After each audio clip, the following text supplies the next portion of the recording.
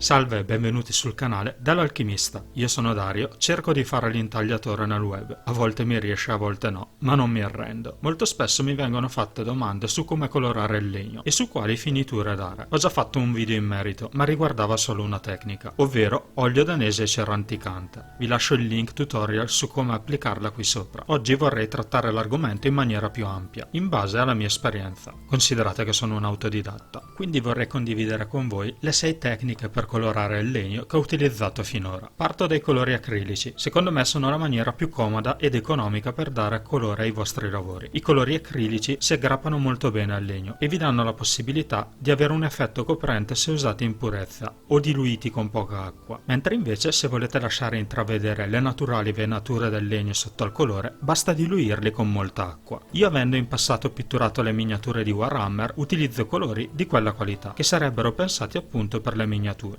Costano, ma il livello è alto. In ogni caso ho ottenuto risultati molto soddisfacenti anche con acrilici di qualità un negozio dei cinesi. Vedi il libro cofanetto. Quindi, come dicevo prima, sono colori relativamente economici ma di grande resa. Se siete però degli amanti della super qualità, vi lascio qui sotto il link per l'acquisto dei colori che utilizzo, quelli delle miniature. Consiglio, se decideste di acquistarli, di utilizzarli comunque solo per le sculture di piccole dimensioni, mentre per quelle più grandi di utilizzare i tubetti economici che si trovano nei grandi negozi.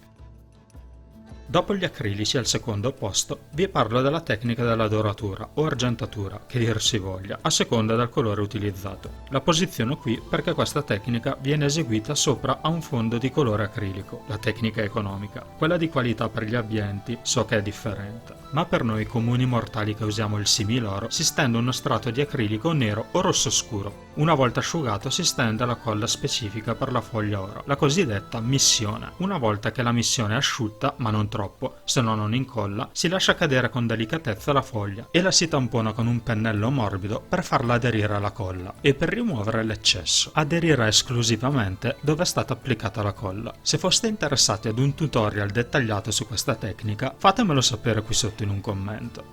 Al terzo posto, colorare con le cere per legno. È sicuramente una delle tecniche che preferisco. Di solito, anche se non sempre, tendo a dare all'intera scultura lo stesso effetto, come nel tutorial che consigliavo prima sulla cera anticante. Ma le cere possono essere utilizzate come dei veri e propri colori se applicate in maniera localizzata. Ci sono infatti in commercio cere di vari colori. Io mi sono trovato bene con la marca 900, che produce cere di diverse tonalità. La cera va applicata a pennello o con uno straccio, in uno strato sottile. La si fa asciugare e in seguito la si lucida strofinandola con un panno. Consiglio, prima di applicare la cera, di trattare il legno con il Danish Oil o con qualche tipo di turapori. Questo perché tutti i legni, ma in particolar modo quelli porosi, tendono ad assorbire e se non li si impermeabilizza prima, le cere vengono assorbite, restituendo un effetto eccessivamente opaco e poco rifinito. A seguito di questo volevo rispondere anche a una domanda che mi viene fatta in riferimento al Danish Oil. Posso dipingere sopra l'olio danese? Sì, ma non con colori a base acquosa, quindi niente acrilici. Gli acrilici non aggrappano su questa finitura, aggrappano esclusivamente colori a base oleosa. Ah sì, se voleste rifinire con la cera oggetti in legno che poi volete usare in cucina come taglieri, cucchiai eccetera, vi consiglio questa finitura, che fa sia da cera che da olio, non tossica e naturale al 100%. Questa è la tecnica più curiosa, ovvero la colorazione a fiamma. L'ho utilizzata poco, però mi piace, perché l'idea che il colore sia dato naturalmente dal legno stesso mi affascina. Il difetto per questa tecnica per me è il fatto che non è molto precisa. Inoltre, su piccole sculture, rischia di carbonizzare i piccoli particolari sporgenti. In ogni caso, anche se non è precisa, si possono correggere varie imperfezioni o bruciature fatte dove non si voleva con la carta vetro. Il tutto poi può essere fissato col Danish Oil, che come ormai avrete capito, utilizzo come il prezzemolo. Va fissato perché sennò il legno continua a perdere fuliggine e a sporcare ogni volta che prendete in mano la vostra opera.